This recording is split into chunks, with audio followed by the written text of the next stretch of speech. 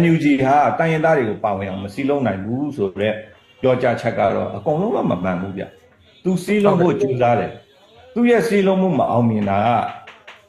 ကကံရဲ့အကျိုးလည်းပါတယ်ဗျကံဆိုတာကအတိတ်ကပြုခဲ့တဲ့ကံ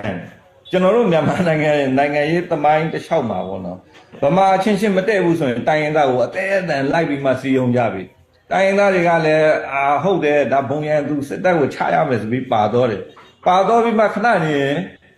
လမ်းဆုံးတော့သမင်းဝိုင်းမှာကိုကမပါဘူးအဲ့ဒီဖြစ်စဉ်တွေအများကြီးဖြစ်ခဲ့တယ်အလုတ်သမားလာခေါ်တယ်လို့မျိုးခေါ်ပြီးမှသမင်းစားမဲ့နေရာမှာမပါဘူးပေါ့ကျွန်တော်ရဲ့မိတ်ဆွေရှိတယောက်ရဲ့စကားကိုကားပြီးပြောရင်အဲ့လိုမျိုးဆိုတော့အခုအချိန်မှာကြတော့သူ့နောက်ကိုအရင်မလိုက်ရဲဘူး